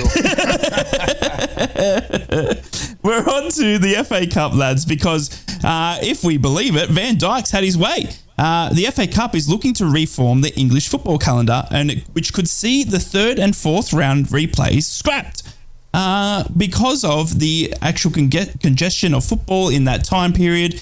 The FA Cup is now looking to scrap any replays, much like we've seen the Carabao Cup, which I think has been great for the Carabao Cup. We don't have any replays. We just go straight to penalties, and that's it. So I actually quite like it. I like the idea of it. I like to, I don't like coming back for a second weekend. I like it as much as I like VAR. But, well, let's start with you, Dave. You're not a fan? No, because the FA Cup's different to the League Cup. The League Cup's for the members of the Football League. So you've got your 92 professional clubs competing, plus one or two others when they decide to. The FA Cup's all about tradition. It's all about, those underdogs from the non-league working their way through to the competition proper. And when you do get a Blythe Spartans, or when you do get a Harrogate Town as it used to be, or Harrogate Railway who've been in there, getting into the first, second, third round proper because they have a good run. Bedlington Terriers had a great run through to the third round. And the idea for them is to draw a big boy, and try and fight for that replay, because it can be a money-making exercise for them as well, selected on TV, and to suddenly say, sorry, the big boys of the game are now overworked, the players are overplayed, and we've got to give them some rest, so we're going to scrap the replays. I think it just flies in the face of all the lesser clubs, the smaller clubs, the non-league clubs, as well as the low-league clubs who do want that option of trying to take a game to a replay against one of the big boys. So I'm dead against it. Steve, do you think that's too congested and they need to scrap it, or like Dave said, keep it because of what it gives to the lower leagues? I don't think it's about congestion. I just think that kick-off times are things that really get on my wick. Like 5:30 for Bournemouth. There you go, prime example. I just think that we did need a bit of a shake-up with regards to cup competitions. We got it with the Carabao Cup. We don't have it. We don't have replays. Where we have the penalty shootout now. I just think it sometimes comes down to the fact that kick-off times are so ludicrous. You've got to give fans a chance to get back across the country or get home. So I don't know. I'm split on this. I think the FA Cup is the more prestigious of the two. I love the opportunity that it gives non-league clubs. I was part of a wonderful run with Dunstan years ago when we almost got to the first round proper. Unfortunately, we got drawn against Gateshead at home, and that was a massive money maker for Dunstan. We had 2,000 people in a ground that normally gets 400 people. But from my perspective, I think the FA Cup is definitely the more prestigious. I think we just need that. I think it just needs a little bit of thought. I think sometimes these kind of decisions that they make, they need to consult supporters. Yeah. You've got the Football Supporters Association. Sometimes I think if the FA or the Premier League or the the people who run the League Cup, I just think maybe it's just a little bit of consultation with supporters would go a long way. What do you want to see? Because I just think sometimes decisions are made without fans in mind, and I think. I just think supporters would give an honest opinion about what they would like to see with things, and we don't get consulted. But I'm not sure about that, mate. Don't you have the same sort of faces on these supporter representative bodies who want to be there for a bit of profile it gives them rather than true supporters? I don't have a lot of faith with I'm not talking about putting groups. it out. I'm not talking about putting it out to supporters groups. I'm talking about putting it out to fans. There's nothing stopping you putting a link to a survey on a website and saying give us your views. Got that. All you need to do is register and fill it in, and if you don't fill it in, well, when they make changes, then you've got no right to complain because they gave you an option to do it. I just think you could easily do it, Dave, and we all know you've got to take a poll with a pinch of salt. You don't always get the results, accurate results, especially if it's something which is tribal. If it's a Newcastle and Sunderland kind of poll, then Geordies are going to jump on a Sunderland poll and vice versa to wind each other up. But if it's a general poll about should we have replays in the FA Cup, should we have replays in the Carabao Cup, should we scrap extra time, should we just go straight to penalty shootout, should we go to the golden goal, I think you'd get a good response. And I think if they did just chuck a bit of publicity behind it and say the FA are going to ask you these questions, it's going to dictate where we go. Or the FA, you could put a load of questions on there. How do you feel about kick-off times not being 3 o'clock on a Saturday? And I know you're not going to always get something can be changed, other things won't, because it's about advertising money, it's about advertisers, it's about when these games are played in certain countries, is why certain advertisers come on board. TV. But certain things. Well, TV dominate decision making at the moment, just do a big one. Just do a big thing across the board. Ask football fans what they're happy with. I'd widen it. Happy with. I'd widen it. If you're going to ask football fans, then you should be asking clubs. You should be asking county FAs. You should be asking Australians. You should be, particularly with inflatable kangaroos. You should be asking, the whole of the football family across the area that the FA patrols, because it is their competition. The League Cup's different. Yeah. The Carabao Cup is to do with the professional teams in English football in the professional part of the pyramid. The FA Cup stretches all the way down to you go through your rounds proper, which is very, very traditionally English, isn't it? First round proper, but then you got the qualifiers. But then even then you've got your prelims below that. So your Saturday afternoon team who plays on the field in Wearside, can stick a rope round the pitch, and actually, if they wanted to, they could enter the FA Cup. So I think it's got the FA Cup itself has much further reaching tentacles than the League Cup has, and there's a lot of tradition there. It is the oldest football competition in the world, etc., etc. I just don't think you can scrap for the sake of protecting professionals for trying to breathe new life into a competition. I don't think you can scrap that. Look at Marine. Look what Marine did a few years ago. The run they had, it was tremendous. Yeah. They made a lot of money. It secured the future of the club, and to have that taken away, from I'll use Bedlington Terriers as the prime example, who had a great run through the, I think it was the third round proper, or was it fourth round? Did they get through the fourth round that time? I can't remember. I was at Sky, but I just think it's one step too far. Yeah. Well, the reason given, and I'll give it to you lads and to the listeners out there, the reasons given at the moment has been triggered because of the pressure, obviously, on domestic calendar. But the reason behind it is because of the expansion of the European competitions. Now, if you don't know this, from next season, the Champions League and Europa League... So it's Newcastle's fault then? It will be going into this first phase of expanding to 36 clubs. So from next season, the Champions League and Europa League will have more clubs part of it. So which will mean that instead of the current 6 midweek to get the group stages out of the way, it'll now go over 10 weeks. So, and that'll be from next season. So Champions League, Europa League, expanding to a 36 club competition, and from 6 current group stage weeks to get all the games out of the way, will go to 10. So because of that, and the extension of the Champions League, Europa League, it's had an effect, and the FA have now this is where the discussion is coming. Plus also the TV contract. The TV contract set to commence in 25-26. Have also made a big part in that. I agree with Steve. I think the fans should have a voice in this. I mean, the FA Cup is one of the most prestigious trophies in footballing. In World Club football. In England, it's one of the best trophies you can win. Everyone talks about the FA Cup and the winners of the FA Cup, and it needs to be something that we don't tarnish too much by ruining it. By changing it around, but unfortunately, this the pressure from Champions League and Europa League, which is world club football, is putting pressure on the local English trophies, which I think sucks. Well, what I'd like to know is how many millions then is UEFA dropping into the pot for the non-league game in this country, because that's what's going to be impacted. None. Yeah. It's the smaller clubs that are going to be impacted by this, because there's less revenue earning potential by performing well and getting a replay and taking Manchester United back to Old Trafford.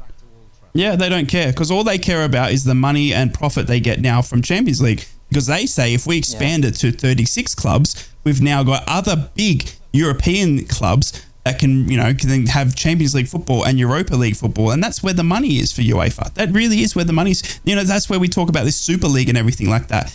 And because they are growing and wanting to put, more and more football in this Champions League, area, they don't care about local small clubs. It's not where the money is. We've got some decent performing clubs in this area right now. You've got the Gatesheads, the South Shields doing really well. Blythe Spartans are up there. You've got Hartlepool, obviously, in the National League.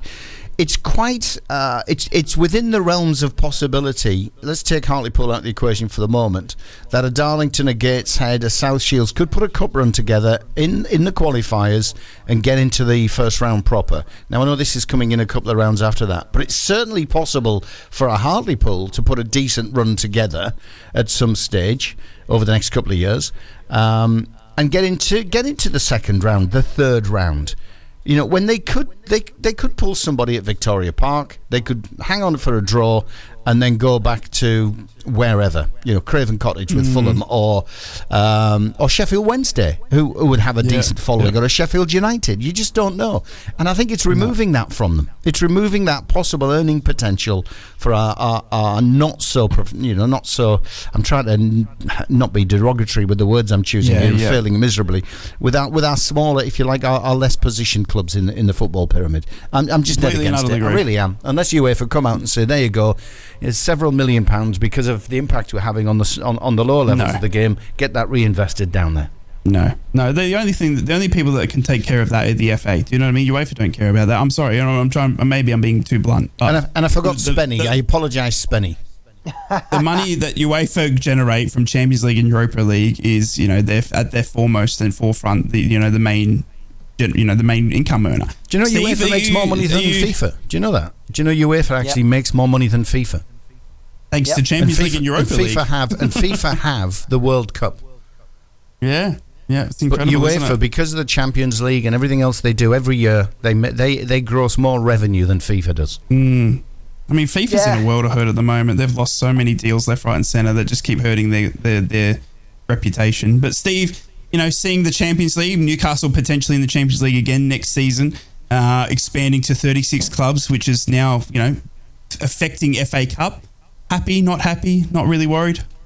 No, I'm not really worried. I think because Newcastle will just increase their squad over the course of the next, 2 transfer windows. So I'm not worried. I think my big worry was always going to be this season and how we coped with the the ever increasing amount of fixtures that we played.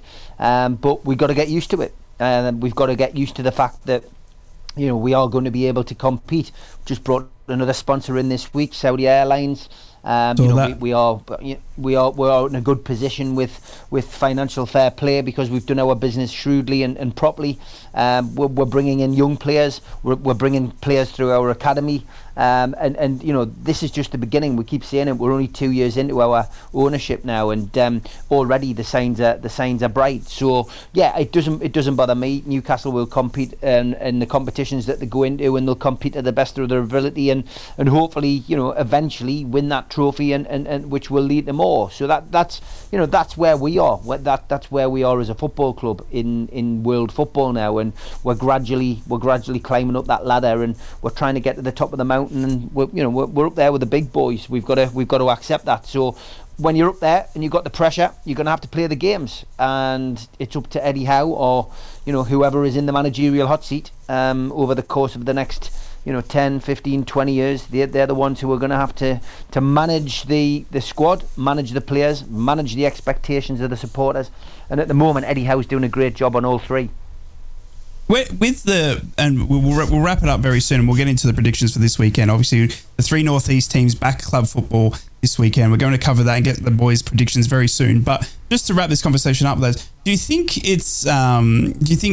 because we're going to see Champions League expanded, we're going to see Europa League expanded, so you're going to see more clubs, maybe like your West Hams and all that sort of stuff, getting more European football, we're going to see the FA Cup treated like we see Carabao Cup, where some clubs, i.e. Pep Guardiola, coming out and saying he doesn't really care for the cup, he doesn't really care for the Carabao. You know, are we going to see that tarnished or that brush painted onto the illustrious FA?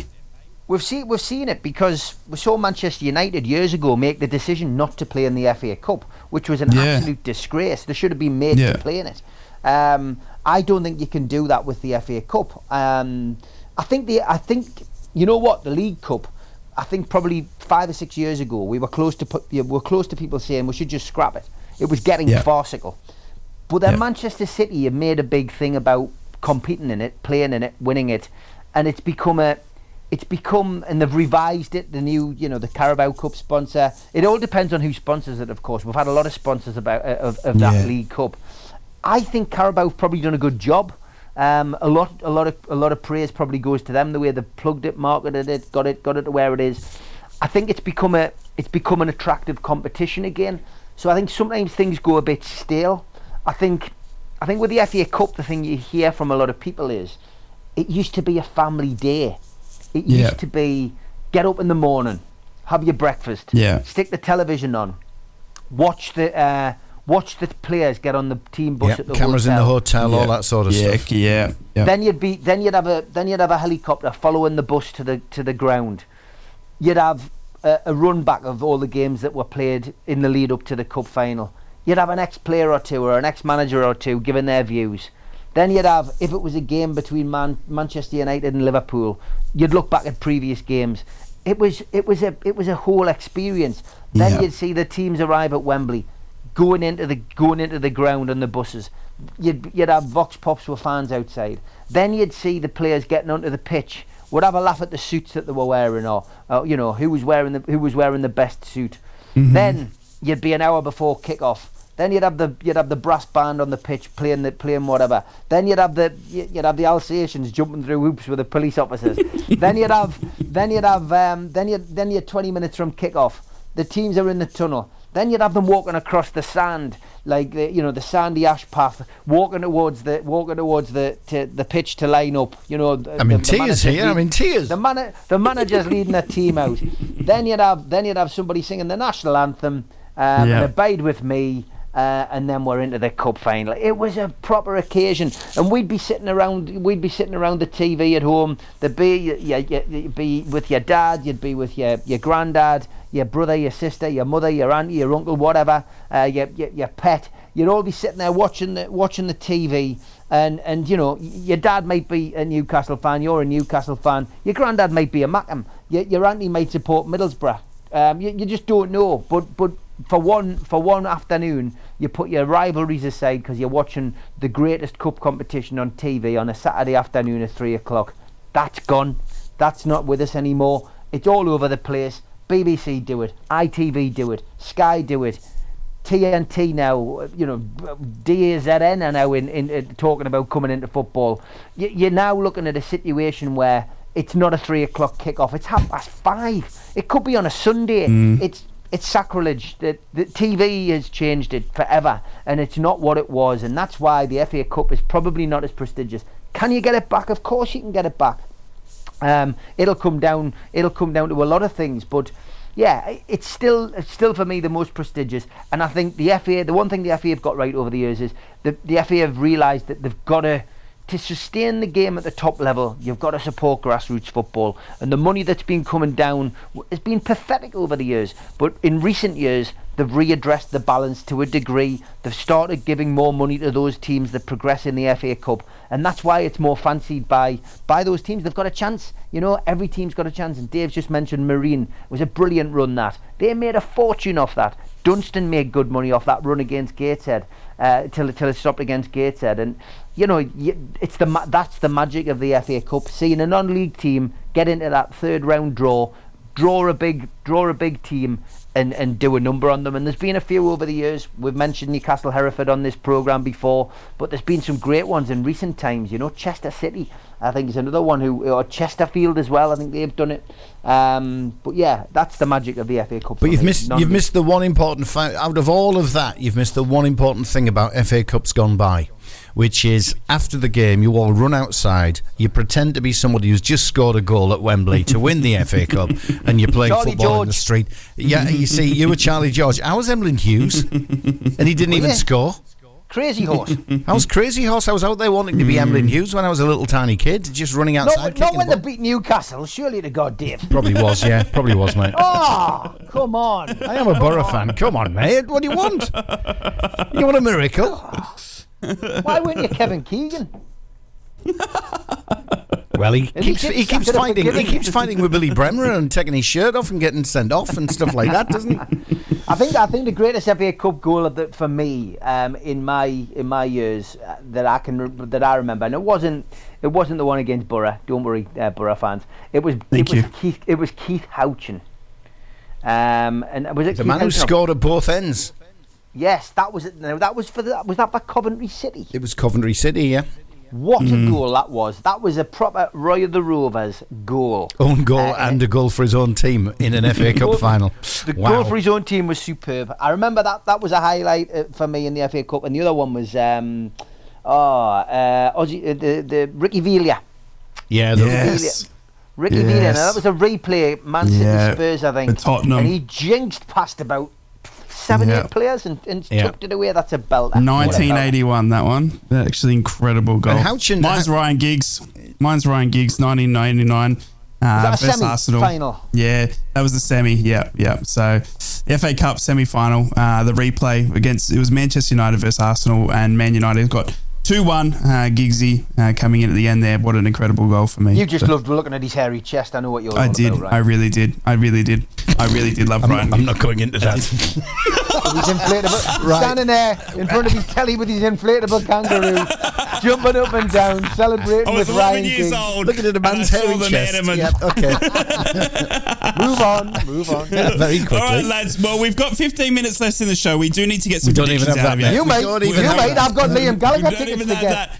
Hey, we got to get into. I've given all these headlines now over to Steve for Monday. He can take them because we've got to talk about the games this weekend. We've got to get some predictions out of you. Let's start in the Premier League with Newcastle v Palace. Obviously, a tough tie. Will not Tonali? That is the big question.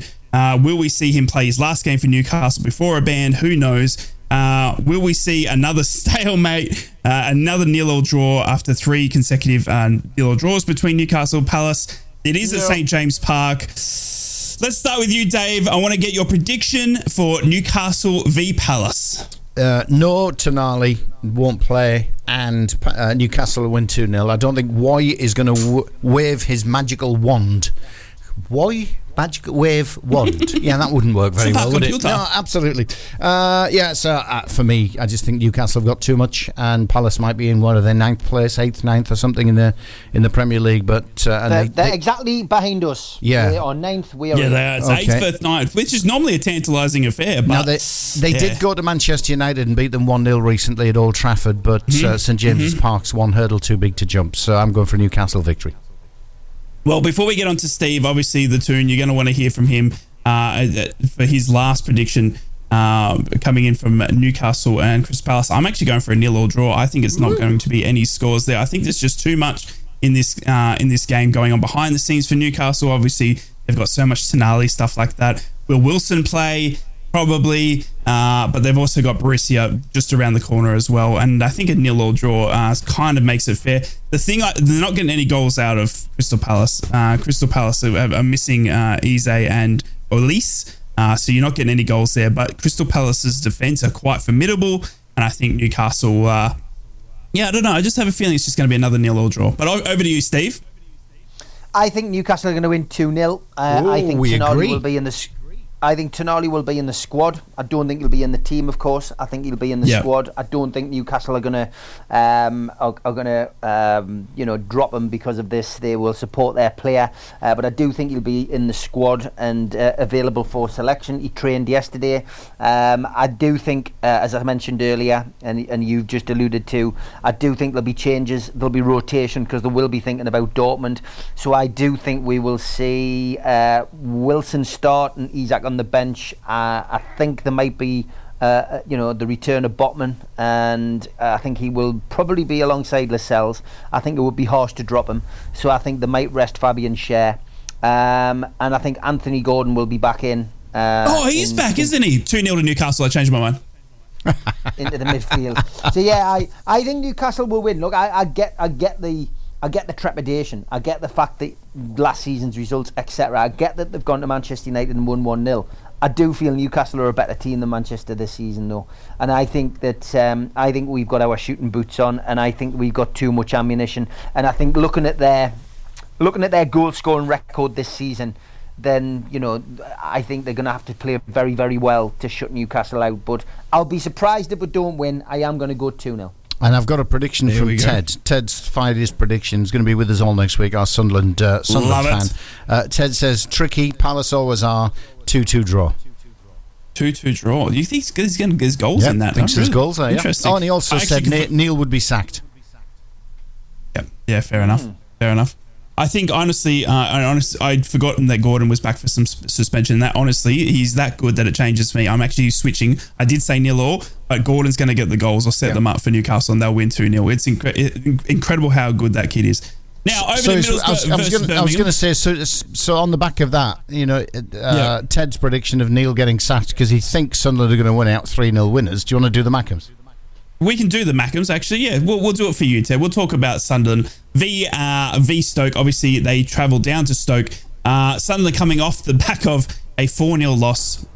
Ted, did you want to text in about who you lost 4-0 to, Ted? Oh, don't worry about it, mate. We'll get back to it. We'll talk about it on Monday. But the Mackems do take on their former manager in Alex Neil, someone that Ted formerly told me to say we don't mention his name too much. He did. But I think it's going to be a tough game, honestly. I think Stoke are looking for a result. They're going to be up and about, especially I think Alex Neil's not going to let them wonder. And I want to see how Sunderland bounced back. I mean, they had a 4-0 loss there. And they did, I mean, from the evidence that I have in front of me is that what I saw against Middlesbrough was an absolute capitulation. I mean, Dan Neil's not going to be able to play, obviously. So, yeah, look, I think I'm going for a 1-0 victory to Stoke here because it's Stoke at home. And I think, obviously, what I saw at Sunderland, and the thing for me, Ted, don't crucify me, is your injuries are crazy. If you've lost Ballard and you've got no Dan Neil and you've got up front, you just, I mean, the only person there is maybe Jack Clark, and he had a horror against Boro. So I just think Stoke are going to get it done. And I think Alex Neil's going to have Stoke up right up for the fight. They are languishing in the bottom of the championship, though, are Stoke. But, you know, they got over Bristol City. You know, they lost obviously to Leicester, though. So it's gonna be a tough old game, this, but I am going for Stoke 1-0. Dave? Exactly the same. I think the 4-0, as much as Tony was chewing midget gems in his press conference, I think as much as Tony was saying it's in the bin, we've forgotten about it, we're moving on. I don't think you can throw a 4-0 home defeat into the bin so easily and just get over it and ignore it. So I think there will be a bit of a hangover. I agree. Alex Neil, he knows the history through and through. Mogga touched on that, said, doesn't impact me at all. No impact. But I've got to agree. You're right. He'll have Stoke wound up. It's going to be a 1-0 Stoke win. 2-1 to Sunderland. What about you, Stevie? 2-1 to Sunderland. 2-1 to Sunderland. Wow. Yeah, Stoke's record this season isn't good at all. It isn't. I don't think that there's a hangover at all. I think Mogga's been through this before at various clubs, and he doesn't dwell on these things. He'll have got the squad motivated. They've had a little break as well, which helps. And sometimes it can hinder, sometimes it can help. Sunderland sitting in 4th place, and don't forget the supercomputer said that Sunderland would be second behind Leicester. So I'm going with the supercomputer. I think like Sunderland fans who tune in must think, well, this isn't the Steve Wraith we thought we knew. Yeah. But I genuinely I do my homework and I do look at things, and I think Sunderland will win this game. Sunderland as well, right? Seem to go through this kind of thing that Newcastle used to go through. You sometimes freeze at home when you've got 45,000 people at home. You think it's going to be easy. You think you're going to have a 12th man, but when things don't go against, start going against you, then it starts turning against you. But I think I've seen Sunderland time and time again go into an away game where you think they're going to get hammered and they turn it round and they win. So I'm going to say 2-1 to Sunderland against Stoke. Oh yeah, hammer ho here, honey. Morning, Daz, how are you? Good morning. I love it. Before we get your prediction, I just want to remind people as well, the most recent meeting in March 2023 saw Stoke going on a rampage and beating don't remind us about anything else, because we've got 1 minute. We haven't talked about the Boro yet. I know. Daz, very quickly, I'm going 2-0. I think Mogga will have them fired up for this. Ooh. Stoke aren't having a great run. I think the Boro game was a blip. I know they've got their injuries, but I'm expecting Sunderland to come back with all systems go. Newcastle. What about the tune? Newcastle are going to turn them over 3-1. 3-1. Yep. Where are these goals coming from? It's incredible. I'll tell you where they're coming from. Anthony Gordon. Now on to the Borough. I just want to wrap things up. I was at the press conference last night. Thank you, Carrick, for having me. You'll see that video coming soon. And I was so upbeat. I spoke to all the boys in the dressing room. I went round the club. I gave them all a pat on the bum. I said, "What's up, guys? It's me, Rye from Australia." They are so up for this game. He's going to get arrested now. Wayne Rooney. I don't know who you are or what you've done, and it doesn't really bother me, because you're going to lose 4-0. 4-0. I don't know what on earth you've had on your cornflakes this morning, like. I really do. We are going to destroy Birmingham. He's not used to Carrick ball. He knows he's played. Wayne Rooney played with Carrick all those years, but he doesn't know the man behind the brain now that is Carrick ball. And Carrick has got us so up and about right now. We're taking on a Birmingham squad that is like, what's happened? Where's my John gone? Who's this Wayne Rooney? He played for who? And that's going to be. And then before they know it, Batty Crooks has scored in a 60-yard screamer. Have you got a purple wig on at this moment in time, mate? I could do. Could do. That's how up and about I am. Well, I'm a little bit more sensible. We're going to get it done. I'm a little bit more sensible, but I do think it's going to be a Boro victory. I think the Rooney factor will kick in straight away, which is he can't manage a football team, and I think the Boro's going to win it 2-0. Yeah, I mean, I'm +2. Go on, Steve. I'm going 1-1, lads. So you give Sunderland 3 points, but not the Boro. Typical. Ted, we need you more than ever Monday. Steve is lost it. I think Birmingham will be set up not to lose this game. I think that will be Rooney's thing. Thanks, I'm going. Yeah, but I think we'll have enough for them. I think we'll have enough to break them down. I think it'll be a really tight game. They'll come and park the bus, but I think we'll sneak a 1-0. And Ted goes for a 0-0. Right. Well, that is your Northeast Brekky show. As you can see, I'm the only sensible one. Boro going to win 4-0. Stoke win and a Newcastle win as well.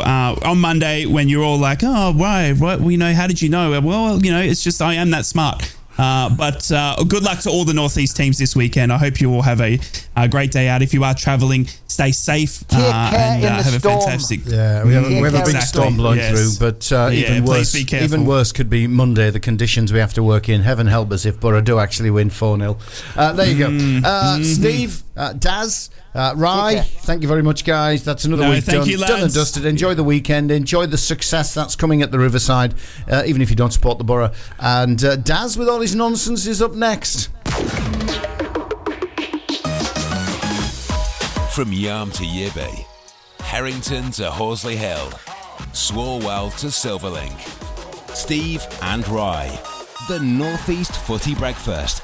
Right across the Northeast, the red, the two.